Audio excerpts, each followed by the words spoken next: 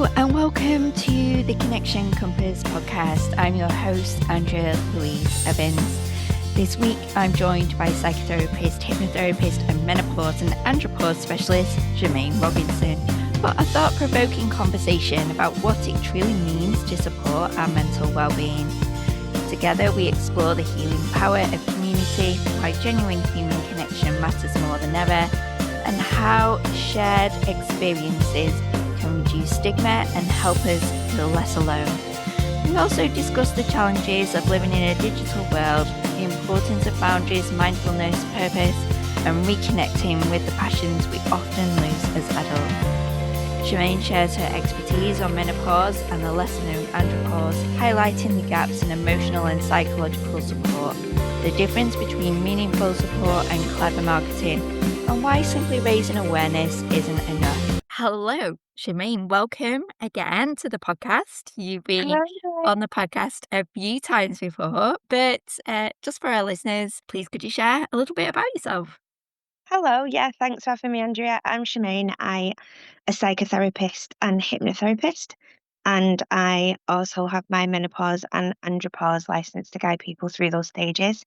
And I'm based in the Royal Exchange in Manchester, and also do a lot of online work as well. And my private practice is Calming Minds, Soothing Souls.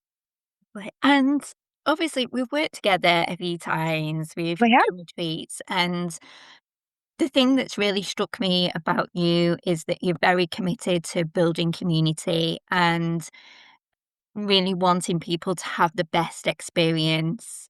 And why is community so important to you? For me, we are born and live under societal constructs, and I'm always interested in the individuals that then make up societies, but within that, communities have such a unique bond. People come together from different walks of life, or maybe the same walks of life, but people come together, and I just feel that a sense of community can help break down a lot of stigmas, Mm. and it can create movements and change that are needed, and it breaks isolation for people.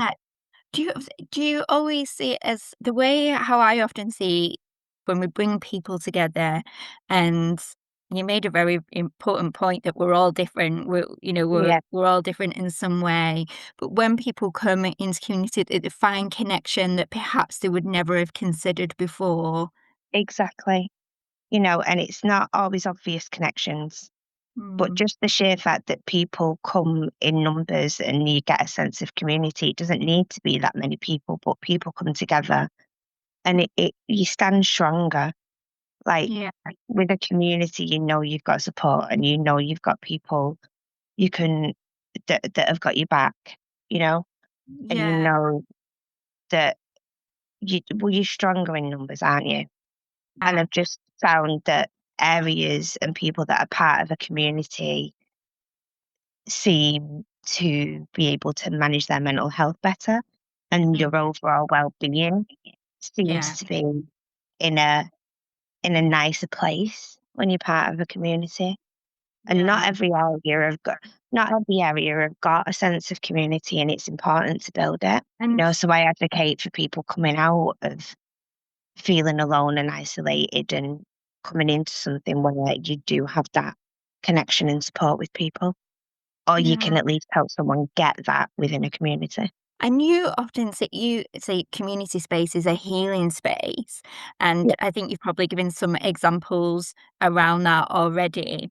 But is there anything to go a little bit deeper? What elements make up a healing community? Shared experience can be very healing, very scary for people, but if facilitated in the right way, Mm, then you can help people have a voice. For example, I was with a group from my local community today, not today, the earlier this week, and I think there was about 12 to 15 people, and the stories and experiences that people shared within that group once we got talking were just so informative and so personal, that but it was the vibe within the group. like the vibe was support. People were encouraging other people to speak. Yeah. And for me, you can make real change that way.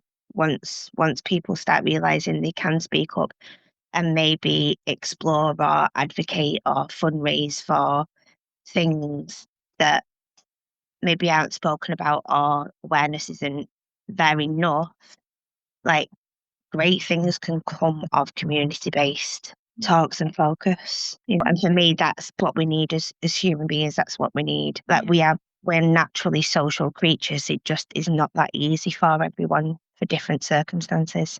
But people are feeling lonely. There Yeah. are stats around that. So what do you think is a contribution to that? Why do we think people are feeling more lonely? I think there's a lot of various barriers. Like we are in a digital age. And I do hear positive things. Like I do hear that you can create communities within that space. Hmm. Many Yeah. people game together, Yeah. and I've heard many people, talk about using different platforms or Discord to have a chat with their friends that Mm. don't live nearby. You know what? They can't meet up and they've built a community within a digital space, which, there are positives there. At the Mm. same time, I worry that we've become more heavily based in especially our younger generations, and we can't stereotype a younger generation, but there are various different circumstances or stages and ages which mean we are far more comfortable doing things digitally. It stops a physical presence within a community. I do see community centres or various spaces that have been used in the past. They're not being used as much, or they've shut down, or funding's changed. And that worries me because I'm from an age where, like, growing up, I could see a strong sense of community within different areas and people coming together and street parties, Yeah. and Yeah. things like that. And I just worried that that's been and gone. Even letter writing. I Yes, find which I'm a letter write massive fan of, like yeah. the personalization of Yeah. it, and your identity as a person. It's a bonding thing. Like letter Yeah. writing, it's very personal, it's very intimate, it's a Mm. bonding, connective Mm. experience. And I think there's much more can be done to build communities within local areas and spaces and on a wider scale. I do see more community-based things in South Manchester, and I know that they're here in North Manchester. It's just interesting to see the same city in two very different, maybe, perspectives on what it Wow. looks like to bring communities together. That's really interesting. Yeah. Yeah, so in South Manchester, there's a lot more going on in the parks and various different community-based days, and I'm based in the north, and we do have them, but Mm. from what I see, it's on a smaller scale and not as promoted or backed. It seems a bit harder. And I'm advocating to see that on a bigger scale being part of a CIC, so community interest charity, and Yeah. just the workshops and events that we've put together. It is like a passion project that I'm trying to build a smaller community that then makes it bigger, and it circulates out. That's incredible. And it's a really interesting observation because we often see these things when we're working in the field, don't we? We can notice these disparities. And so, from your perspective as a psychotherapist, what are the biggest challenges people are facing today, perhaps that weren't maybe visible maybe a decade ago or more? I'd say that a lot of the challenges that were then still are now. Okay. I'd say that there's still a lot of the same stigmas. Mhm. There's still so much work to be done in advocating and raising awareness for individuals to feel safe and as secure Mhm. as possible in talking about their various life journeys or within mental health or their well-being. You know, Mhm. it feels like there are big words and buzzwords being said. And do not get me wrong, there's much more awareness and policies and procedures with things like menopause, for example. Mm, Great movement. It's been changed. Laws have been changed. mm, And to have menopause recognised in its own right within the workplace as a condition that mm, is as justified as any other medically recognised condition is amazing. And that's mm, took a lot of people over many, many years raising that awareness to create a movement to get it in place. That's what I advocate. Because mm, if people stay silent, they don't have a voice. And if you don't have a voice, your journey and your story will go unnoticed. And mm, why is that fair? How is that fair? People go through tough times and conditions and stages and ages and aging, and it's not always welcome because of the things it brings with that. But for me, how is it okay that people are left to struggle in silence because they don't feel that it's safe enough to speak up, or their sense of self has been affected in such a way where they may not feel that their voice is worthy of being heard, or they may feel embarrassed, or they may feel fear of rejection or criticism or judgment. There are still so many things where people are afraid to speak up and speak in a raw way about their experiences and what they're going through. Has yeah. it changed? I think people are a lot more aware of things, but the depth and understanding that follows the awareness, I think, is why I do what I do and colleagues of mine do what I do each day. Mm, Because the idea is that we keep breaking down the stigmas and we keep providing safe spaces. yeah. I think you kind of read my mind there a little I bit did because not I know was that I going had to that say skill. so it was so definitely there's something about because my next question was, are we getting better at talking about mental health? But we've already really started this conversation. We've got good at using the buzzwords, but Yeah, we haven't got good actually doing the deeper work to embed those yeah. safe spaces. I I speak with many people and I often hear, like, for example, going back to menopause, and people go like, I know the psychoeducation of it.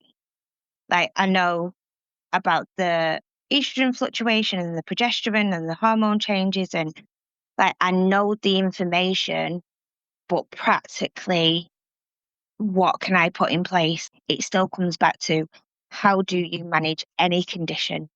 How do you manage when your mental health has taken a nosedive, when you're struggling? So you may understand the why of things, but for me, we're still stuck on the showing and guiding as an actual management is where it still seems to falter, or respectfully, people get a snippet into that management if they've accessed NHS services or services where, they've only got so much funding in their cap, so 6 or 12 sessions, for example, and people start to make a little bit of progress or realizations and then it stops. Or respectfully, those that have waited and waited and waited to access services for support, and then that particular model of therapy or that support isn't particularly fitting for the person. The person walks away feeling some sort of sense of failure or frustration, like they're the problem, and that they're not the problem. It's the depth of the support which is problematic for me, I still find. Yes. So it's almost like there's a system, there's a process. Mm. Like you said, people have been given 6 or 7 sessions, Mm. waited for services, and then it stops. But the disparity is that the needs are more, that it actually goes far deeper than those 6 sessions. That it's layered and people need more time and space. We as humans need more time and space. Yeah. And I I know, I know what I'm going to say now, and someone somewhere will roll their eyes at me, but we do have a very tick box world. 6 sessions, prescribed, done, dusted, right? We can tick that box. That person's had treatment. But the Yeah. reality is that we as humans are far deeper and complex, and we're layered. Yeah. And sometimes we need space and time to work through something. I feel that, so there's the here and now, and then we've got the past and the future. And many people struggle to be in the here and now because of things that have happened within the past and because they're worried about the future. And so mindfulness and learning to be present, there's a reason that those buzzwords have been around, because mindfulness is advocating how to be more present than preoccupied. You know, Mm. when people are preoccupied with things that have happened in the past through trauma and lived experience, or managing conditions, looking after their mental health and well-being, and the future looks very scary to many people because it's the unknown. We don't fare well with the unknown as humans. You know, we like a bit of certainty, we like a bit of control, and it can keep people preoccupied and stuck in being very hyper vigilant about the future, but there's no control there. And so we're in a very fast paced world, and people struggle to look at what's going on here and now for themselves. But then that there's a flip side to that. So for example, say someone had 6 sessions of CBT, which very much looks at the here and now of their thoughts, feelings and behaviours. If they're very much preoccupied something within the past, that then is going to be very difficult to make those reframes sustainable Mhm. without helping them make sense and shed some emotional, mental, physiological, physical weight of their experiences. Does that make sense? Yeah, yeah, absolutely. So it can leave people stuck in cycles where they're asking for the help, they're getting support to a certain degree, but what if there are more areas to explore and you literally haven't got the time to do so because you're capped within 6 sessions, you know, and you get to the end of that and yes, you've just done CBT for 6 sessions, but what about if that needs the extra approach from a psychotherapist point of view of looking at the roots of things, the patterns, the behaviors, why they reoccur, how Yeah. they become schemas, how do we actually change behaviors? For me, that needs more time. Yes, And definitely. and in this world, that everyone seems so time conscious because that's the infrastructure. Oh, it's something that I say again over and over again. I've already said it in the podcast today, but we're never given the space and time that we need. And sometimes it feels like we're railroaded into things It before does. we've had time to process. The human mind, the human part of us has had time to process. It does. And when I work with clients, something that tends to come up a lot is people talk about being in a rat race. And I will bring this back to community in a second. And then we talk about expectations, unrelenting standards and expectations. And when I am working with clients to help look at those expectations and how we can make them realistic, which they're often not, because we're good at piling expectations on ourselves and moving our own goalposts. My question is, who sets the expectations? Who? Who is it that's setting our own expectations, and where are the roots of that, and what or who is feeding those expectations? And people say, oh, well, it's the expectations of work, it's the expectations of family, or all these different hats that we feel we have to juggle.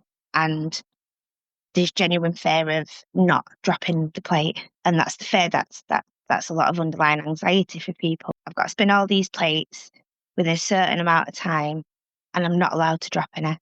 And for me, we explored the who says you're not allowed, like who said that you have to run on these expectations on this time frame and do this thing. And do not get me wrong, there are policies and rules and regulations for a reason within the world, otherwise it'd just be sheer chaos. Yet, have we more freedom than we think we have to look at how we're spending our lives and time and make some adjustments so that it is more personable and healthier for you as a person once you actually start to realize who's running the expectations, and that means boundaries. And they scare people, but there's a way of looking at those because boundaries keep people safe and they allow other people to know there's a line, Yeah. you know. But There's coming a back to community, again, you can, expectations are not always negative. You can have shared expectations for a greater purpose. Or when, at least when you come together and you realize that other people feel that they're in a rat race and that they're living by a load of expectations, it can help you see that, oh, Mhm. it doesn't have to be this way. And I'd like to link your spinning plates analogy a little bit to what you were saying as well. Is that sometimes we don't realize that spinning those plates is a big part of our safety and Yeah. belonging, isn't it? Yes. Yeah. It's the flip Yep. side is, well, what happens if I allow this plate to drop? What happens then?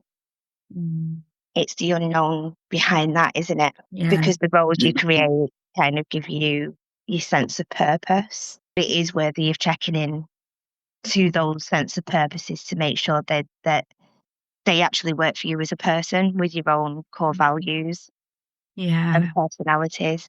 And that's where the difference is, that many expectations feel that you have to rather than want to. Yeah. That's incredible. Yeah. So I know we've gone off tangent a little bit, but that was really good. We didn't go off tangent, but that's why I like these things. So I think this is probably the next place to go. Obviously talking through about what people need and how we we don't really have that much space and time. Can we talk a little bit about the importance of considering the whole person and not just aspects of the person and what that means? Yeah. So I feel like I wanna ask your thoughts on that first. Okay. Yeah. It's a really good question, and I'm really pleased that you've asked it me, to be honest with you, because the whole person to me is physical, mental, emotional, and spiritual.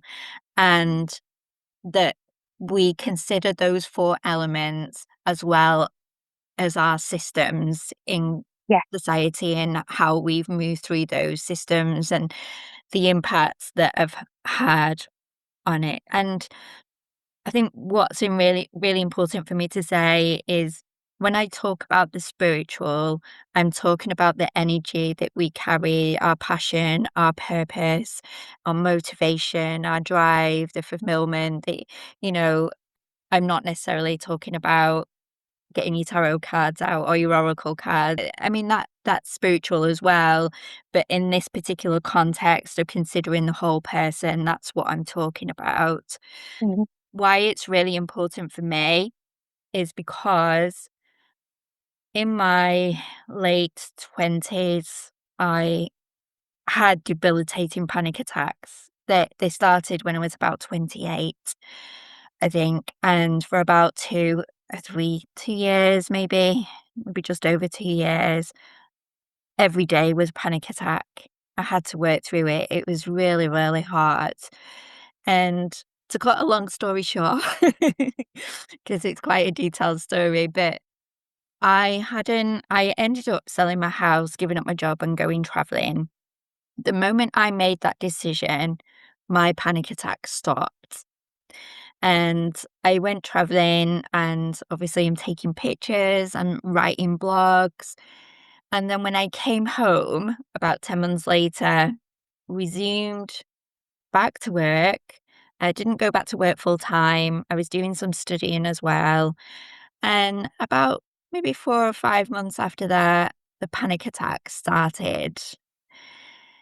And it was only when I started to look back at what actually happened, why they stopped. It's because I was doing the creative stuff, and that creative stuff was really important part of me that keeps me well. Our creativity is part of our spiritual self. And so that aspect of my life was missing for me, which I consider the spiritual part. I realize it's an important part of keeping me well. So I suppose that's a bit of an explanation as what the whole person means and why it's important, and why that if we miss out an element of that, actually it can have a detrimental effect. But if we as a society are not geared up and focused at including that spiritual element, then we we might go through life just with this sense of loss, or something's not quite right and we can't put our finger on it. But we need people out there that recognize that it's important to look after the whole person. Yeah, I agree. No, you explain that beautifully. I agree. That's what communities can pull out for people: purpose and energy and creativity. And I agree. I work from a wholesome approach in terms of, mind, body, soul. So it's cognitive, it's emotional, it's physical, it's physiological, Mm, it's spiritual.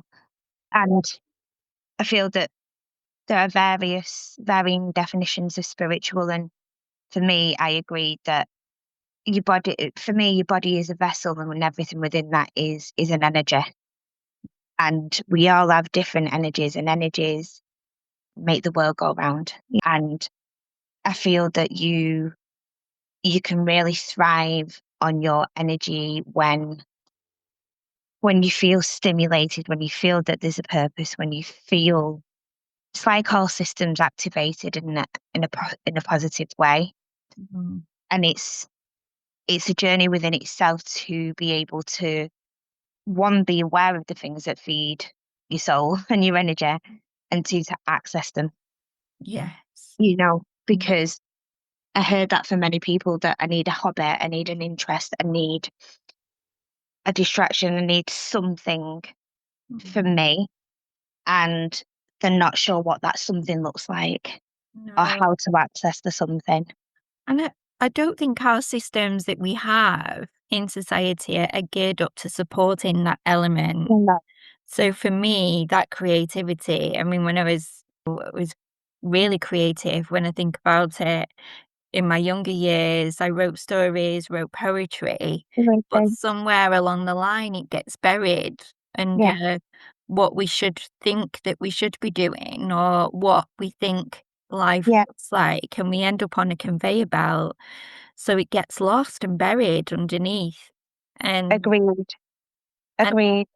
and sometimes it's the exploration of that, of exploring what that is for us, which we don't always have time and space for. Within a lot of my sessions, I encourage that whatever we put on the back burner that helped us as children or teens or adolescents, like, let's bring that back. Bring back that it a lot of it is found within your inner child and your child self. And Mhm. depending on the person, is there are arguments for and against inner child work, but for me it's crucial, because you find a lot of your passions will have been put on the back seat. And I've said this about my own passions, like, I love books, always love reading. That was such a source of comfort for me growing up, because I could escape in a good book, Mhm. you know but I loved art, I loved drama, like, I love theatre, I love all those things. And they do fall by the wayside. And as I've gone into my 40s, which is a great stage and era to be in, I purposely brought those things back. So I am staring at my felt tips, and I am staring at my bullet journal and my stencils, because I love that kind of thing. Like, There's a You've got, lot of creativity within me, and it's important I keep it. Go on, you've got what? I've got a bullet journal and stencils. I love it. I love it. And that's a lot. I do. That's where the passion projects go. Like Yeah. my brain is a very creative place to be, and I need a place to capture that in a way that is very Mm, soothing for me. And actually, because of that, mm, it helps me take ideas and actually turn them into something tangible and real. And that's important for people. But people need encouragement with that, because there's a lot mm, of self-doubt around picking these things back up. And the word should always comes up. mm. Should. But I should be doing this, or I should be doing that. And sometimes it feels like adulthood meant a seriousness that we can never let slip. And I'm like, bring the fun and the creativity and Yeah. your inner child back to it, because we're a long time adulting. Yeah. There's a meme, isn't it, that always makes me laugh, it makes me smile, and it says, "Don't grow up, it's a trap." Yep, yep. You know, and there's a place in the world to be, for one, it's weaponized. The word childish is weaponized against adults. But for me, there's a place to be childish and not Yeah. be ashamed. So if we go back to your other passion of menopause, you mentioned that there's a lot more awareness out there. People are having more conversations about menopause. But where do you still think the biggest gaps are in understanding around menopause? Management and support. So the reason that I trained to get a license is, one, I wanted it to be recognised and accredited, to ensure the training that I was delivering and the guidance is recognised and has officially been signed off. So I trained with the Menopause Expert Group, which are a fabulous organisation that always give us up-to-date tools and techniques. And it's not just menopause, it's the andropause, which is a lesser known stage of life for anyone with male reproductive hormones and systems. So I work on both to raise awareness on both sides of the coin. When I sat with the group of people I mentioned before the other day, their stories alone, each one of them said they'd been on a menopausal journey, or a journey with hormones, or early menopause because of hysterectomies. So all these different experiences, but the one thing that kept coming back is, after the initial medical care, they were then left to just get on. Yeah. Like, there was no aftercare, there was no support throughout it. Yeah. You know, how does one deal with being thrown into early menopause because of a hysterectomy that is traumatic? Because that's a big surgery. Any surgery is trauma. So you have to physically heal. And there was no support for the psychological and emotional journey that takes you on as well. And Again, yeah, what I find is that it is the psychological and emotional elements of menopause that start to occur for many people well before physical. That it's easier to dismiss yourself as going crazy, or you're the problem, rather than, this is a stage of life I'm going through that needs support.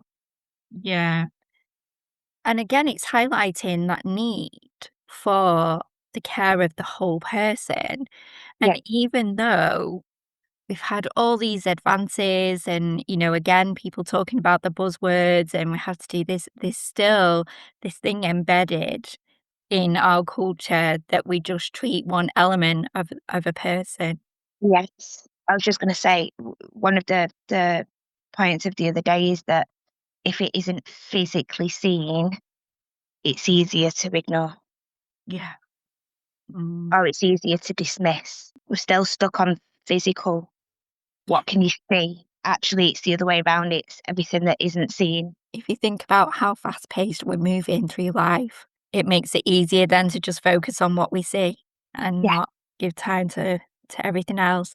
Can Yeah. you tell me a little bit more about andropause? Because I didn't know about that, and people like myself and other people out there that don't know. Yeah. So, in a nutshell, andropause is a gradual decline in testosterone. Yeah. And other hormones that occur with aging. So it typically starts around 40 and it affects energy, mood, sexual function. It's different to menopause in many ways, like the period of time that it affects actually unfolds over decades. So these things can present quite early on in 30s. I say it's different to menopause, like there are massive overlaps, but it's also a different journey. And I think somehow we as societies have focused far more on menopause, maybe because people rightly so have spoken up more and created movements and change. But somehow andropause hasn't been treated in the same regard. And I find that mind blowing. Mhm. Like, I do find that mind blowing that I've stood in a room with 40, 50 males and two people have put their hand up when asked, did they know what andropause was? You know? And some men develop in the late 50s, 40s, and 50s. It really is like a journey, a lesser known one at that. It's interesting. And so terms with us seeing these terms like wellness, resilience, healing, we see it in lots of different spheres. What are your thoughts about how can people tell the difference between meaningful support and marketing? What is it that people need to look for? Meaningful support will have a plan. Right, okay. There'll be a plan. Or at least for me, it's stepping stones. Mhm. Can you see a series of steps that one leads to another, leads to another, leads to where we want to be, or at least on the way to where we want to be? Yeah. So support will have a plan, Mhm. and if we, and I'm not saying that you always have to stick to the plan, because as you've seen today, like the gorgeousness of therapy is you can go off on a tangent, but it all somehow connects and you can bring it right back, Yeah. you know. But meaningful support is, where are we at? What do we need to look at that's going to give us a bigger picture?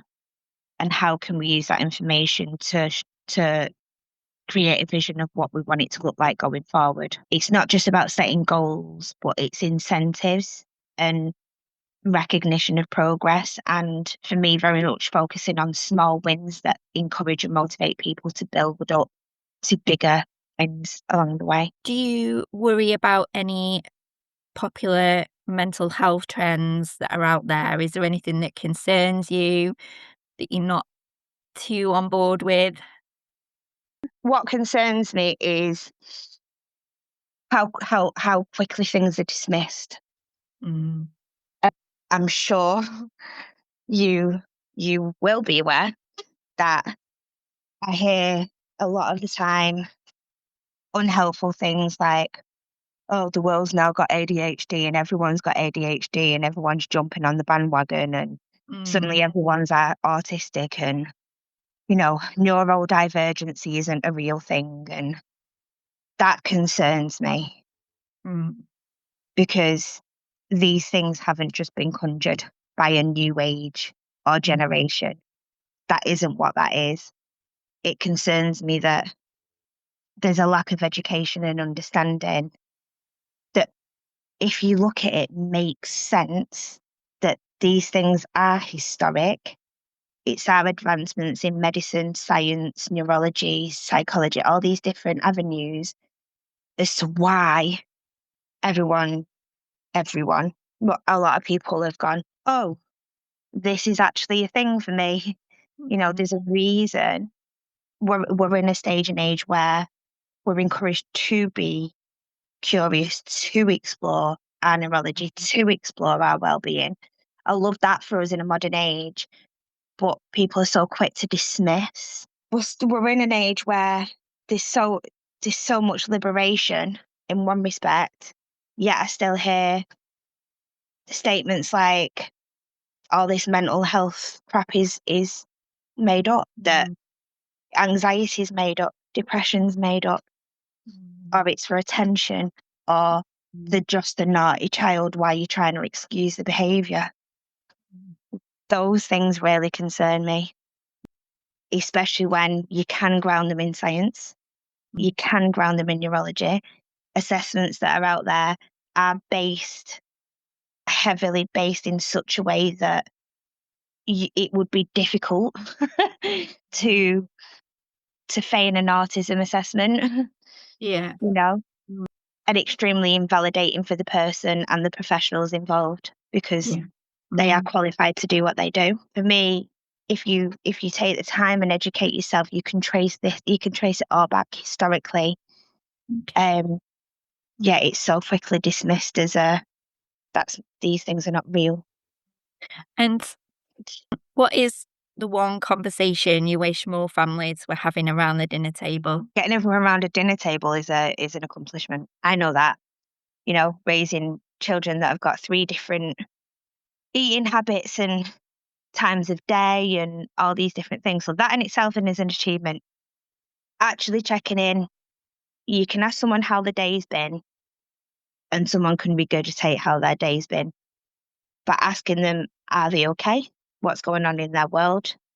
You know, how are things with friends? How they're feeling? Like taking the time to just dig a bit deeper. And I'm not saying have a full-blown therapy session every time you come together around a dinner table, but just actually taking the time to check in with how they are doing, each person around that table. Are there things that the family could benefit?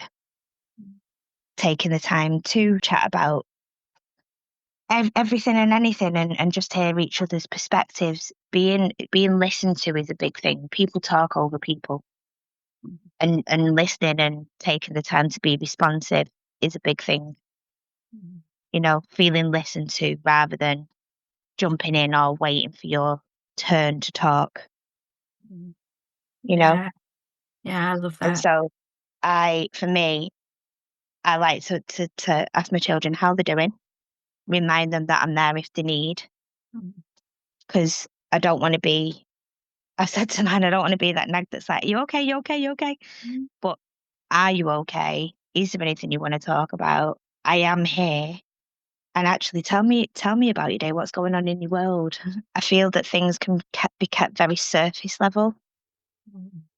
And then the art of communication isn't there. You know, are we in a world that's that fast paced that we've forgotten the art of conversation and adding some depth to it? We've had a really big conversation today. I think it's gone in depth over lots of different topics. Is there anything you'd like to say? Is there anything that you haven't said? I am aware I've said a lot, and I am passionate about the things that I talk about. I'd say that it's the encouragement to be part of a wider community, or if you've got plans on how to create one, or we live in a very procrastinating world.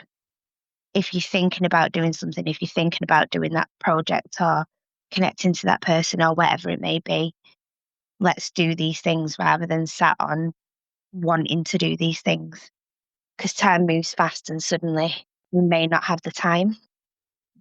So it is about acting on the here and now, so that it's preventative of things that make us unwell or affect us as we get older and go on to different stages of life. And one final question, but this question is for you. What is your favourite song? Oh, good question. I did a quiz last night and our theme song was Thunderstruck, Okay. AC/DC, and that's all I've had going around my brain this morning. And I really like that song. So there we go, Thunderstruck. Amazing. Thank you so much. Thanks for your time and energy today. You've brought so much information and things to think about, and I really appreciate it. Thank you.